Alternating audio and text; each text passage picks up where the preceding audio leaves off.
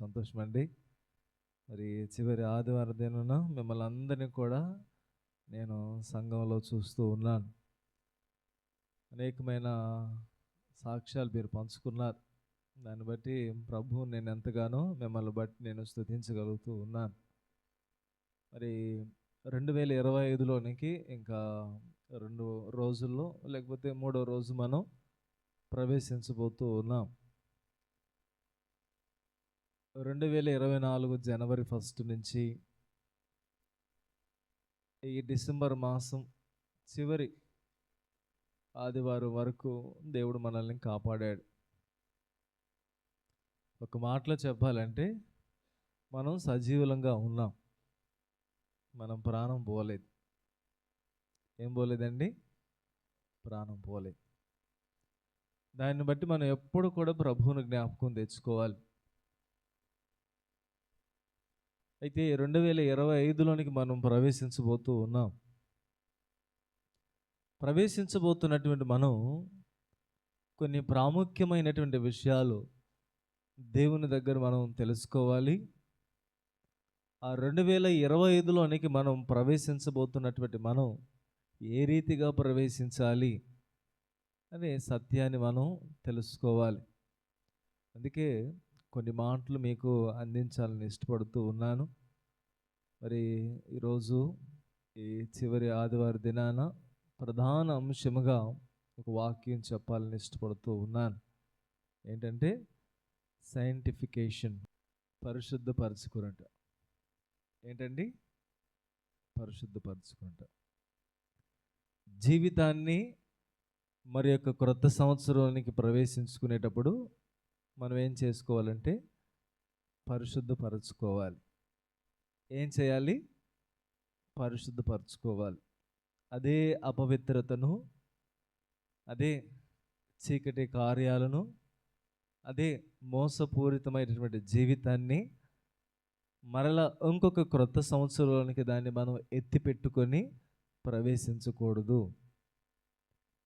ఈ 2024లోనే వాటిని విడిచి పరిశుద్ధంగా 2025లోనికి మనం ప్రవేశించాలి. అది దేవుడు మీ దగ్గర నుంచి కోరుకుంటూ ఉన్నాడు. మనం అనుకోవచ్చు, పాస్టర్ గారు మేము పరిశుద్ధులమండి, పాస్టర్ గారు మా క్రియలు మంచివండి, పాస్టర్ గారు మా పద్ధతులు మంచివండి, పాస్టర్ గారు మా నడవడిక మంచిదండి అని మనం అనుకోవచ్చు.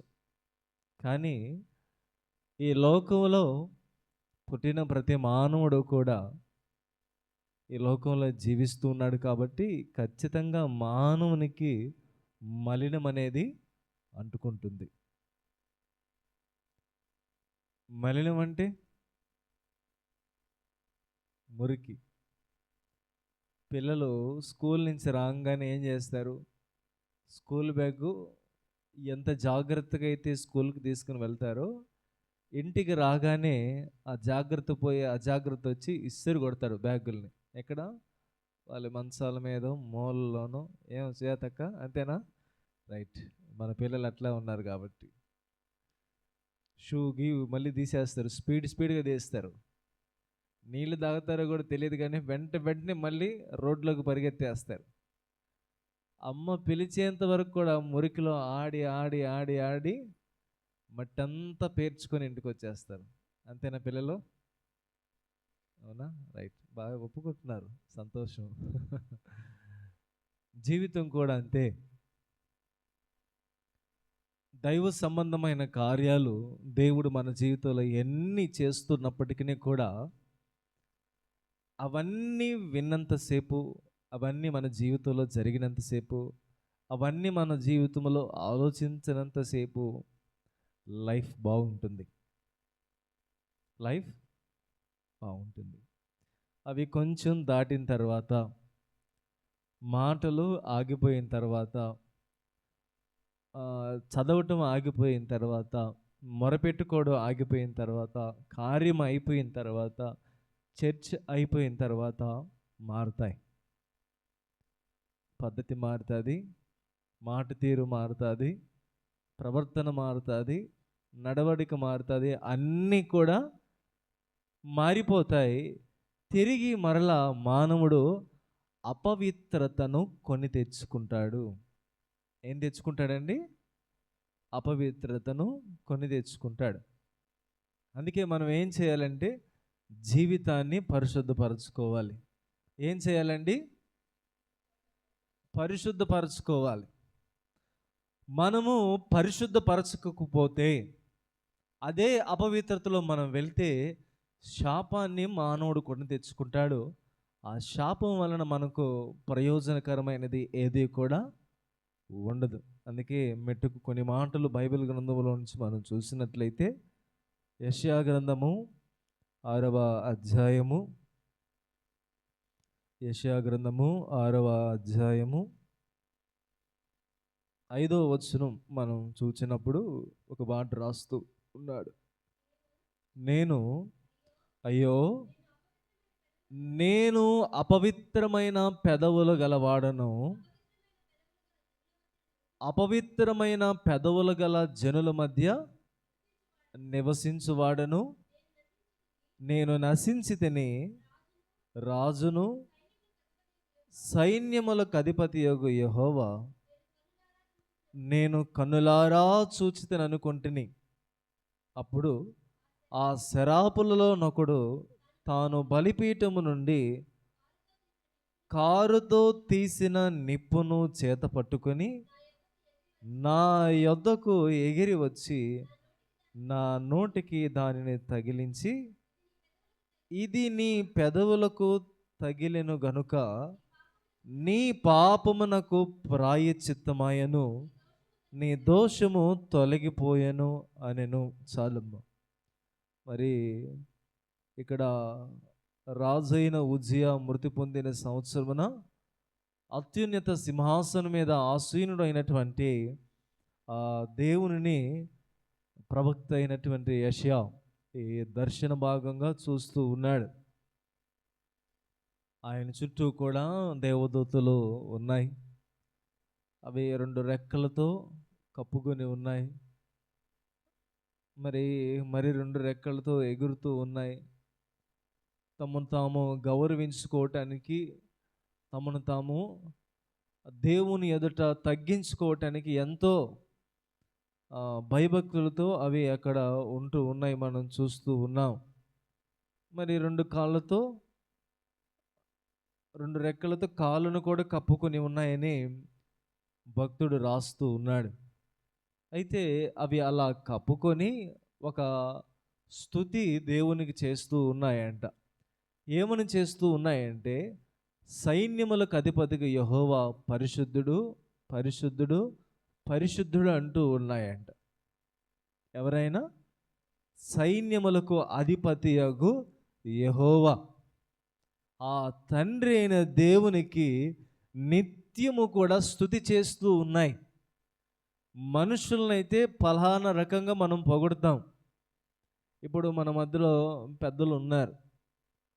పెద్దలు ఏదైనా సహాయం చేశారంటే, అయ్యగారు చాలా సహాయం చేశారు, సంఘానికి ఉపయోగపడ్డారు, కట్టించారని మనం ఏం చేస్తాం? గౌరవపదంగా కొన్ని మాటలు వ్యక్తపరుస్తాం. మంచిదే. అవి ఎలా ఉంటాయంటే, ఆ టైంకి మాత్రమే ఉంటాయి, అవి లోకరీతిగా ఉంటాయి. కానీ దైవ సంబంధమైనటువంటి జీవితంలోనికి వచ్చేసరికి దేవునిని, అనగా ఎలాంటి పరిస్థితినైనా కూడా మార్చగలిగినటువంటి ఆ దేవుడు పరిశుద్ధుడు కనుక ఆ దేవుణ్ణి ఏమని పొగుడుతూ ఉన్నాయంట? పరిశుద్ధుడు, పరిశుద్ధుడు, పరిశుద్ధుడు అని పొగుడుతూ ఉన్నాయి. ఏమని పొగుడుతూ ఉన్నాయి దూతలు? పరిశుద్ధుడు, పరిశుద్ధుడు, పరిశుద్ధుడు అని నిత్యము కూడా పొగుడుతూ ఉన్నాయంట. ఆ దర్శన భాగ్యాన్ని యెషయా చూస్తూ ఉన్నాడు. అంటే ముందెన్నడూ కూడా తన జీవితంలో ఆ సంఘటన జరగబడలేదు. ఎప్పుడు చూడనటువంటి ఆ కార్యాన్ని ఆయన చూచి భయపడుతూ ఉన్నప్పుడు, ఎవరు నా దగ్గరకు వచ్చి నాతో మాట్లాడతారు, నన్ను దర్శిస్తారు, నన్ను పవిత్రుడిగా చేస్తారు అతను ఆలోచన చేస్తూ ఉన్నప్పుడు, అక్కడి నుంచి ఒకరు బయలుదేరారు. తీసుకుని వచ్చి ఒక నిప్పుని ఏం చేస్తున్నారంటే తన పెదవుల మీద కాలుస్తూ ఉన్నాడంట. ఎప్పుడైతే తన పెదవుల మీద కాల్చబడ్డాయో, ఆ కాల్చబడిన పిమ్మట, ఆ కాల్చబడిన తదుపరి అతడు పవిత్రుడిగా, పరిశుద్ధుడిగా మార్చబడ్డాడు.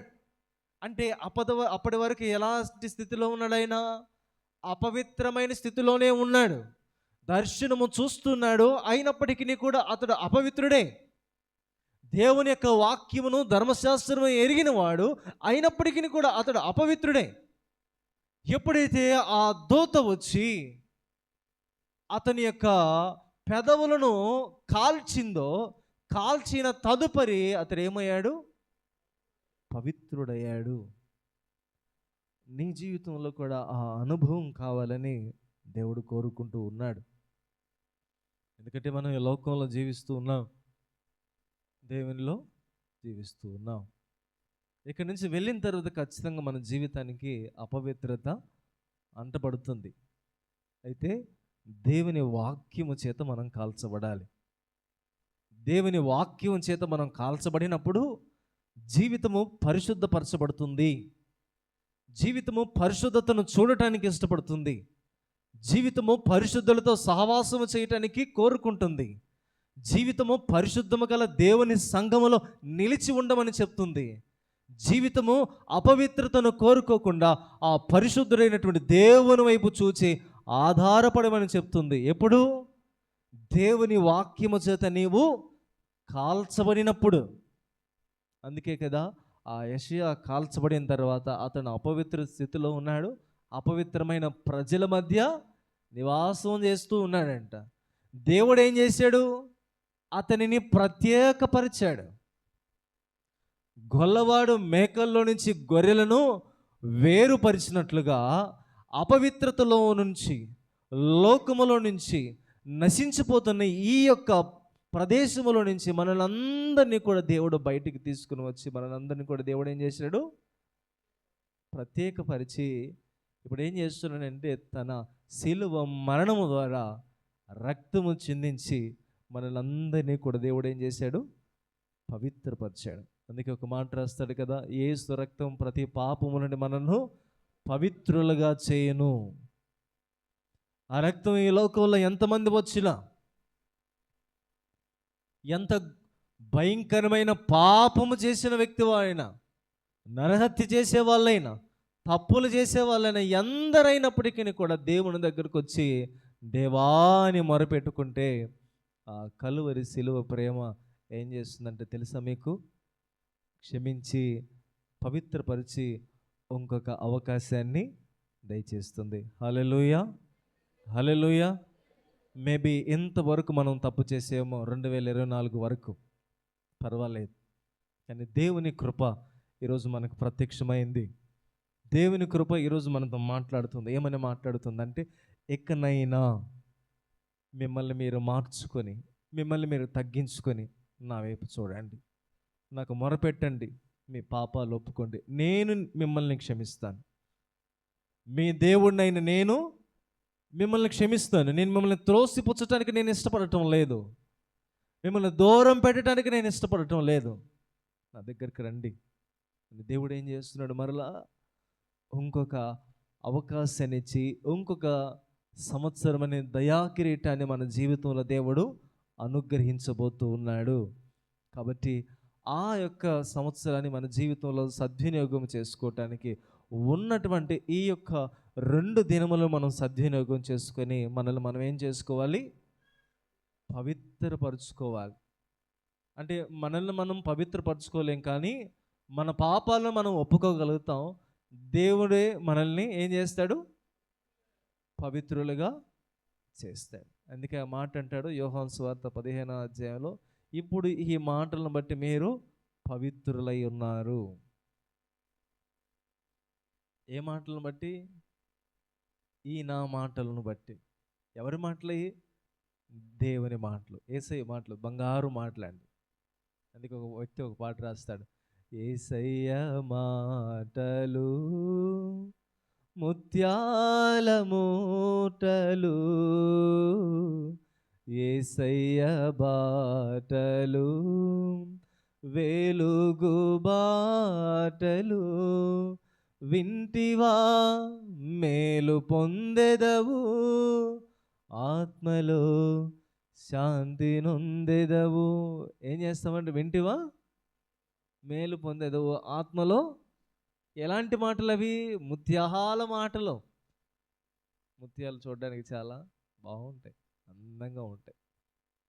ఎక్కడి నుంచో సముద్రంలోనికి వెళ్ళి ఆ యొక్క చిప్పలను తీసుకొచ్చి ఆ షెల్ అంతా తీసి దాని లోపల మధ్యలో ఉంటాయి. చాలా విలువైనటువంటివి. బంగారం కన్నా వజ్రాల కన్నా కూడా ముత్యాలు చాలా చూడటానికి అందంగా ఉంటాయి. ఎలా ఉంటాయండి? అందంగా ఉంటాయి. అందుకే పెద్దలు కూడా ఒక మాటలు రాస్తారు కదా, నీ మాట్లాడితే నీ నోట్లో ముత్యాలు ఏమైనా రాలిపోతాయి అంటారు. నేను ఎప్పుడు చూడలేదు ముత్యాలు రాలడం. మరి బహుశా వాళ్ళు ఏమైనా చూసి ఈ మాట అన్నారేమో నాకు తెలీదు. గమనించండి ప్రియ దేవుని బిడ్డలారా, అలాంటి మాటలు దేవుడు మీకు తెలియజేయడానికి ఇష్టపడుతూ ఉన్నాడు. ఎప్పుడు? దేవుని దగ్గరకు వచ్చినప్పుడు, ఆయన మాటలు విన్నప్పుడు, ఆయన మాటలను బట్టి మనం జీవించడానికి ఇష్టపడినప్పుడు మనల్ని ఏం చేయాలనుకుంటున్నాడు దేవుడు? పవిత్రపరచాలనుకుంటూ ఉన్నాడు. అందుకే ఒక మాట రాస్తూ ఉన్నాడు బైబిల్ గ్రంథం. మనం చూసినట్లయితే జకర్యా గ్రంథము 3వ అధ్యాయము, జకర్యా గ్రంథము 3వ అధ్యాయము 3, 4, 5 వచనాలను జ్ఞాపకం తెచ్చుకుందాం. జకర్యా గ్రంథము 3వ అధ్యాయము 3, 4, 5 వచనాలు.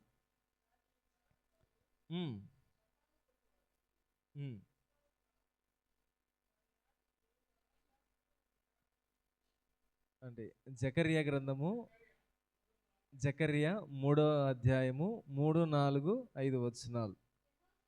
యెహోషువ మలిన వస్త్రములు ధరించిన వాడై దూత సముఖములో నిలిచి ఉండగా దూత దగ్గర నిలిచి ఉన్న వారిని పిలిచి ఇతని మైలు బట్టలు తీసివేయుడని ఆజ్ఞాపించి, నేను నీ దోషమును పరిహరించి ప్రశస్తమైన వస్త్రముతో నిన్ను అలంకరించుచున్నానని సెలవిచ్చెను.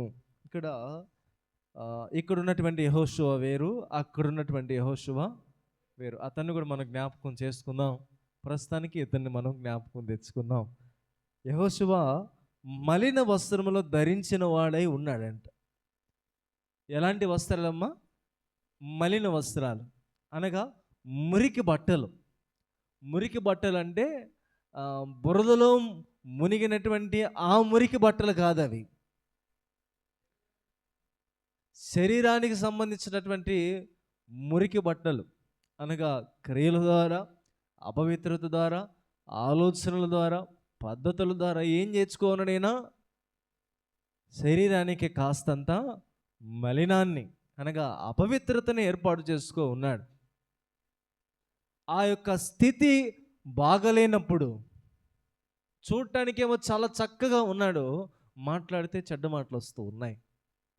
చూడటానికేమో చాలా చక్కగా ఉన్నాడు, మాట్లాడితే మోసపు మాటలు వస్తూ ఉన్నాయి. చూడటానికి చాలా చక్కగా ఉన్నాడు, మాట్లాడితే నోట్లో నుంచి అబద్ధాలు వస్తూ ఉన్నాయి. ఇవి మలిన సంబంధమైనటువంటి స్థితిని కలిగి ఉన్నటువంటివి. అందుకే దూత వచ్చి అతనితో మాట్లాడుతూ ఉన్నది, నీ మలినమైన బట్టలను తీసివేయి, నేను నీకు ప్రశస్తమైనటువంటి బట్టలను ఇవ్వడానికి నేను ఇష్టపడుతూ ఉన్నాను, నీ అపవిత్రతను తొలగించడానికి నేను ఇష్టపడుతూ ఉన్నాను, నీలో ఉన్నటువంటి ఆ చెడ్డ క్రియలను నేను తీసివేయడానికి నేను ఇష్టపడుతూ ఉన్నాను.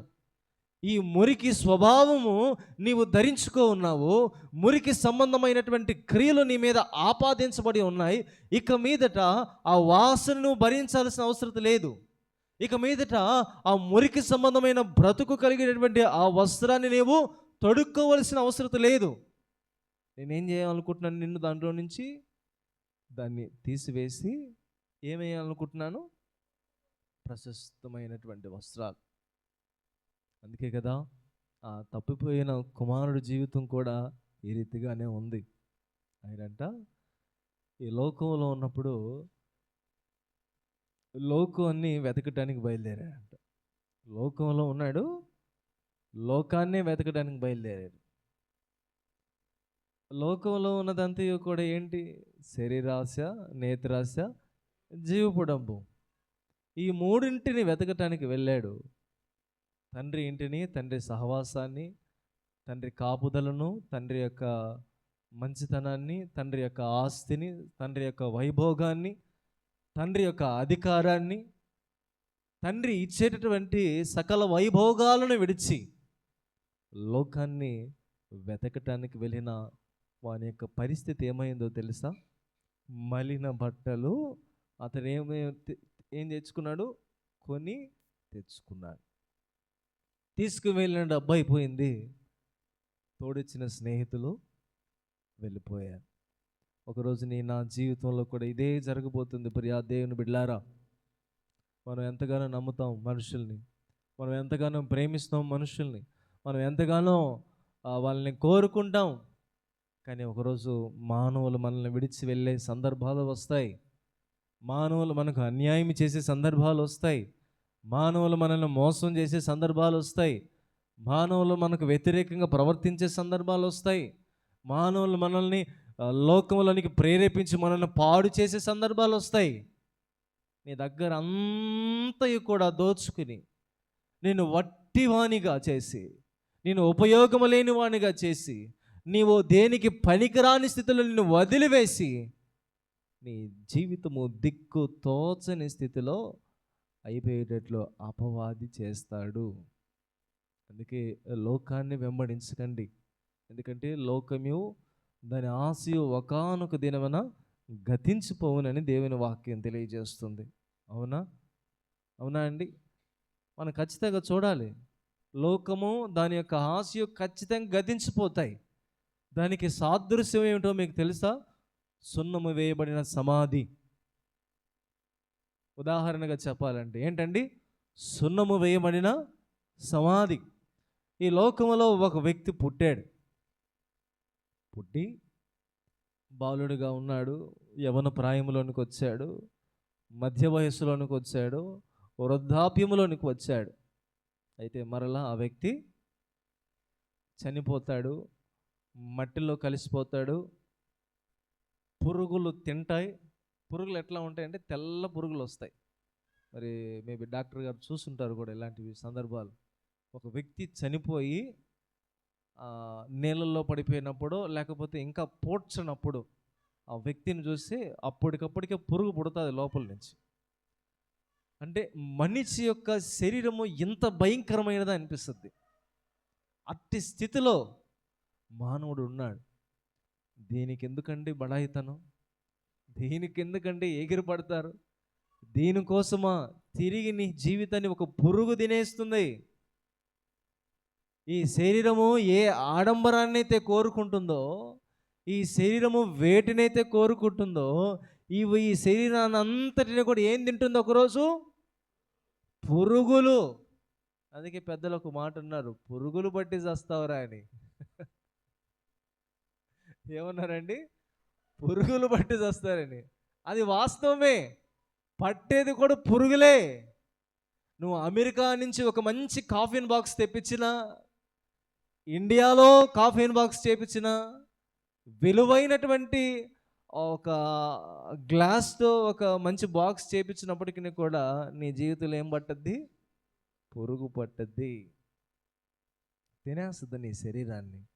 ఏం చేస్తుందమ్మా? తినేస్తుంది.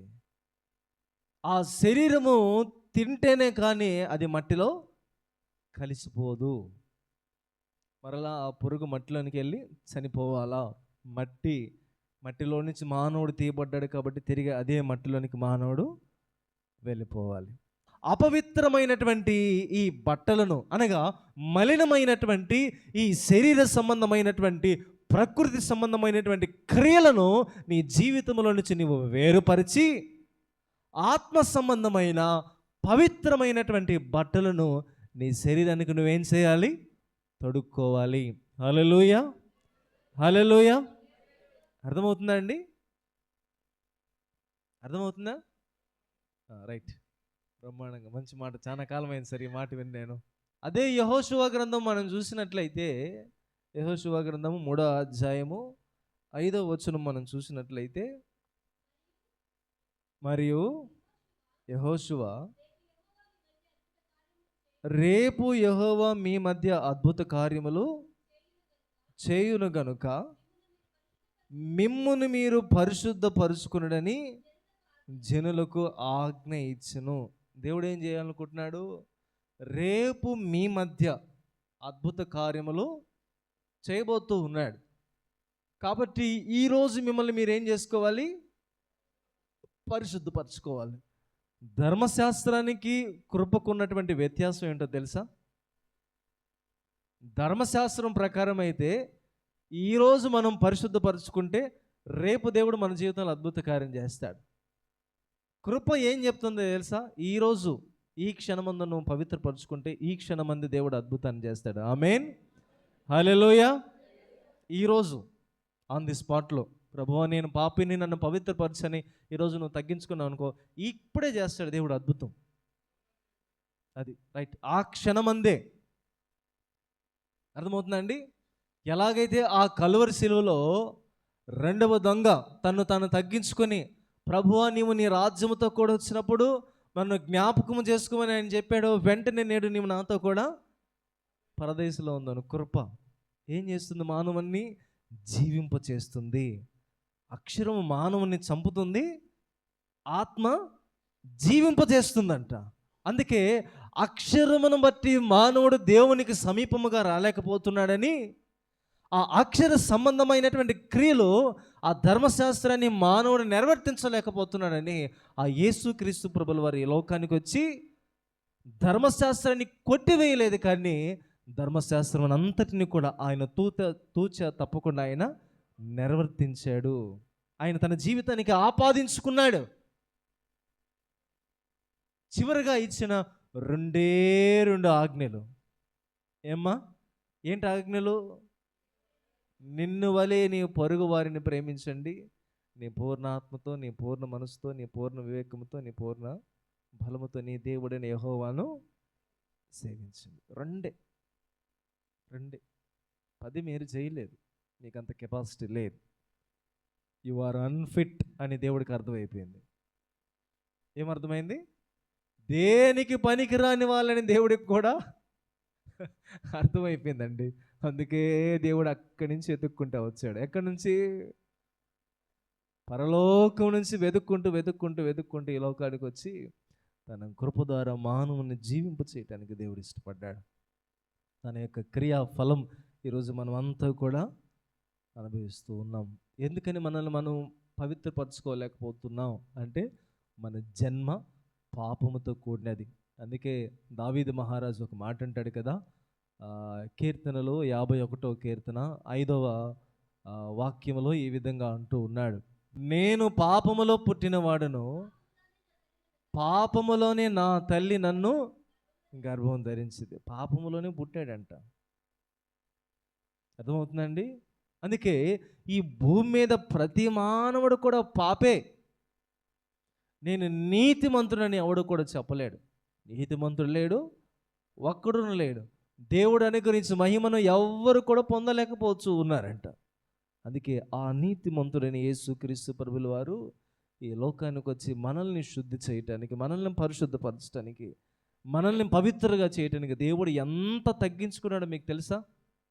ఈ లోకంలో నాకు తెలిసి ఏ ఒక్క మానవుడు కూడా తగ్గించుకోలేదండి. అంతగా దేవుడు తను తగ్గించుకొని రిక్తునిగా చేసి ఒక గొప్ప కార్యం చేశాడు. ఏంటి ఆ కార్యం అంటే, యోహాను సువార్త ఈ ఒక్క మాట చదువుకొని మనం దేవుని వాక్యాన్ని ముగించుకుందాం. యోహాను సువార్త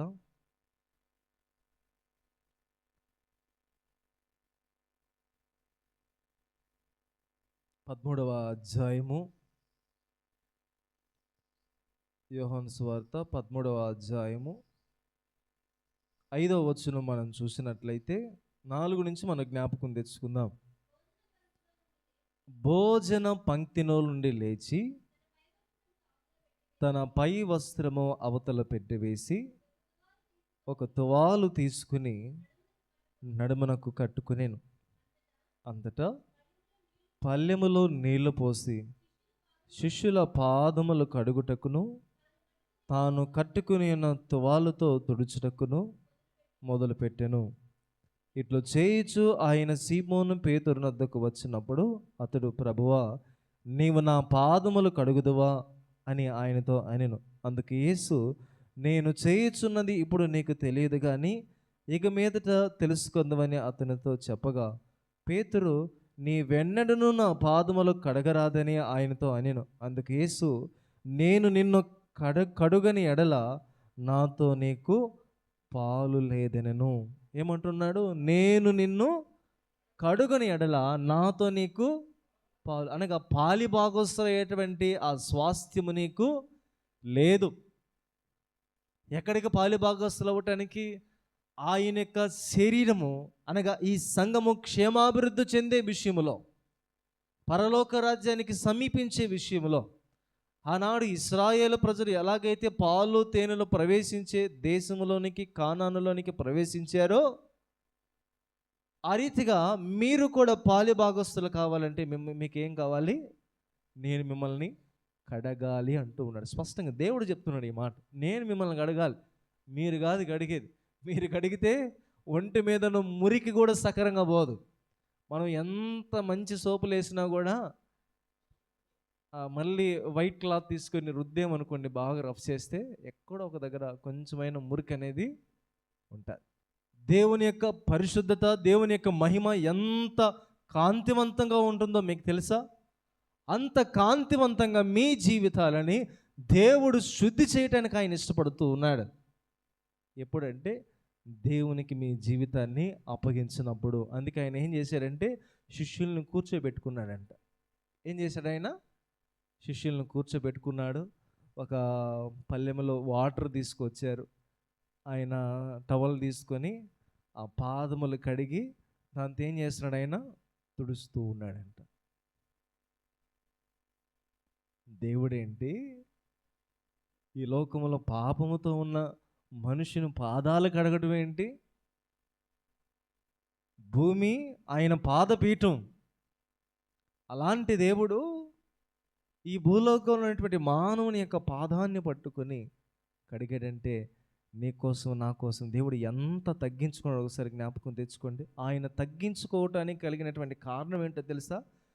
నీవు నేను పవిత్రపరచబడాలి, నీవు నేను పరలోక రాజ్యంలో చేర్చబడాలి. ఇదొక్కటే దేవుని యొక్క కోరిక.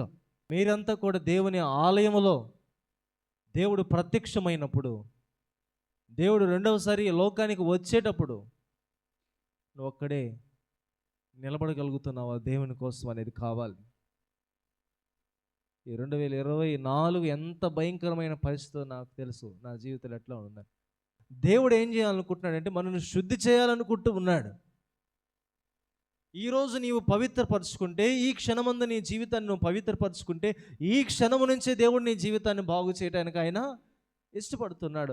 రేపొచ్చి బాగు చేస్తానని నేను చెప్పట్లేదు, రేపొచ్చి అద్భుతాన్ని చేస్తానని దేవుడు చెప్పట్లేదు, రేపొచ్చి మీ జీవితంలో సూచక్రియలు జరిగిస్తానని చెప్పట్లేదు, రేపొచ్చి మీకు ఆరోగ్యాన్ని దేవుడు ఇస్తానని చెప్పట్లేదు. ఈ క్షణమందే. ఎప్పుడండి?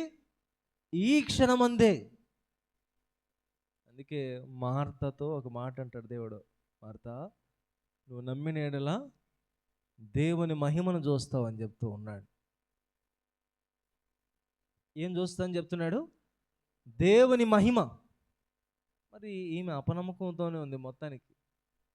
కానీ దేవుడు ఆమె నమ్మినా నమ్మకపోయినా వారి పట్ల తన యొక్క మహిమను ప్రత్యక్షపరచడానికి లాజరును బ్రతికించి గొప్ప కార్యం దేవుడు చేశాడు. లాజరును బ్రతికించినటువంటి దేవుడు ఈ లోకములో అపవిత్ర స్థితిలో ఉన్నటువంటి మనల్ని పవిత్రులుగా చేయలేడా? ఖచ్చితంగా చేస్తాడండి. ఆ నమ్మకం మనలో ఉండాలి. చనిపోయిన వ్యక్తిని బ్రతికించడం అనేది ఊహలకు అందనటువంటి ఆశ్చర్యకరమైనటువంటి కార్యం అది. మరి నీ పాపముల నుంచి దేవుడు నిన్ను విడిపించడము ఆయనకి పెద్ద లెక్క. నీకోసమే కదా దేవుడు చచ్చిపోవటానికి లోకానికి వచ్చింది. నీకోసమే కదా దేవుడు శిలువ మరణాన్ని పొందుకుంది. నీకోసమే కదా 1 తక్కువ 40 కొరడా దెబ్బలు దేవుడు తిన్నాడు. ఆ శిలువ ప్రేమను నువ్వు మరిచిపోక, యేసుక్రీస్తు ప్రభుల వారు ఎలాగైతే తన రక్తంతో మనల్ని శుద్ధి చేస్తూ ఉన్నాడు. అనుదినము కూడా దేవుని వాక్యము చేత మనం ఏం చేయబడాలి? శుద్ధి చేయబడాలి. అందుకే 119వ కీర్తన 9వ చరణంలో ఒక మాట అంటాడు, యవనస్తులు దేని చేత తమ నడతను శుద్ధి చేసుకుందని అంటూ కింద ఒక ఆన్సర్ రాస్తున్నాడు, నీ వాక్యమును బట్టి దానిని జాగ్రత్తగా చూసుకున్నట్టు చేతనే కదా అంటూ ఉన్నాడు. ఎలా అండి? నీ వాక్యమును బట్టి దానిని జాగ్రత్తగా చూచుకున్నట్టు చేతనే కదా. వాళ్ళ యొక్క నడతలు అనగా నడవడిక, వారి యొక్క ప్రవర్తనలు, వారి మాట తీరు యవన ప్రాయములో కానీ మధ్య వయసులో కానీ దుడుకుతనం మానవునికి పోదు. అవి మానవుని జీవితంలో జీవం ఉన్నంత సేపు ఉంటాయి. కోపాలు, అసూయలు, ద్వేషాలు, కొట్టుకోవడాలు, అరుచుకోవడాలు, ఇవే అన్ని తొందరపాటుతనాలు మానవుని జీవితంలో ఉంటాయి. అయితే వాటన్నిటిని బట్టి మనం ఎప్పుడు శుద్ధి చేయబడతామంటే ఇదిగో దేవుని వాక్యం. ఈ వాక్యాన్ని మనం ధ్యానించకపోతే, ఈ వాక్యాన్ని మనం చదువుకోకపోతే, ఈ వాక్యాన్ని జీవితానికి ఆపాదించుకోకపోతే శుద్ధి చేయబడము. దీన్ని ఎప్పుడైతే జీవితంలోనికి మనం ఉంచుకుంటామో, ఈ వాక్యాన్ని ఎప్పుడైతే మన జీవితంలో దగ్గర పెట్టుకుంటామో మనం పడిపోమండి. అపవిత్రతలో పడిపోము, పాపములో పడిపోము, అబద్ధపు మాటలకు పడిపోము, మోసపు మాటలు పడిపోము, ఆకర్షణలకు మనము పడిపోము. మనం నిలబడతాం. నిలబడగలిగినటువంటి సామర్థ్య దేవుడు మనకు అనుగ్రహిస్తాడు. కానీ నువ్వు పడిపోకూడదంటే ఏం చేయాలి? 2024లో నీ వాక్యాన్ని పట్టుకోవాలి. వాక్యం ఉంది చేతిలో, కానీ దాన్ని చూసుకోవటం లేదు. వాక్యం ఉంది చేతిలో, కానీ దాన్ని చదువుకోవటం లేదు. వాక్యం ఉంది చేతిలో, కానీ దాన్ని జీవితంలోనికి అన్వయించుకోలేకపోతున్నాం. అందుకే పాపమును బట్టి ఈరోజు మానవుడు దగ్గర నుంచే పారిపోతూ ఉన్నాడండి. జాగ్రత్త. ఈ అపాయకరమైన దినాలు, అంత్య దినాల్లో మీ జీవితాన్ని మీరు సరిచేసుకొని దేవుని వైపు చూడండి. దేవుడు జీవితాలను బాగు చేయడానికి ఇష్టపడుతూ ఉన్నాడు. 2024 వరకు ఓకే అయిపోయింది, వదిలేసేయండి. మరి మీరు దుడుగ్గా ప్రవర్తించారో, ఇంకెలాగ ప్రవర్తించారో, ఏమేమి చేశారో నాకు తెలియదు. నాకు అన్నీ తెలుసు, కానీ తెలియదనే అంటా నేను. అర్థమవుతుందండి? నా దగ్గర ఉన్నది అదే, నేను చెప్పుకోలేను. మీరే బయటపడతారు అంతే. నేనేం అడగబడలేదండి, ఆటోమేటిక్గా వాళ్ళే బయటపడిపోతారు. కొంతమంది మొత్తం చెప్పేస్తారు మనం అడగకుండానే. ఈ జీవితాలు కూడా అంతే. ఇంతవరకు ఎలాగ జీవించారో నాకు అవసరం లేదు. దేవుడు కూడా దాన్ని ఈరోజు పట్టించుకోవట్లేదు. కానీ ఈ క్షణమందు, నేను మరలా చెప్తున్నాను, ఈ క్షణమందు ఈ దేవుని వాక్యం మీకు తెలియజేయబడిన తర్వాత మిమ్మల్ని మీరు పరిశుద్ధపరచుకోవటానికి దేవుని వాక్యాన్ని పట్టుకోండి.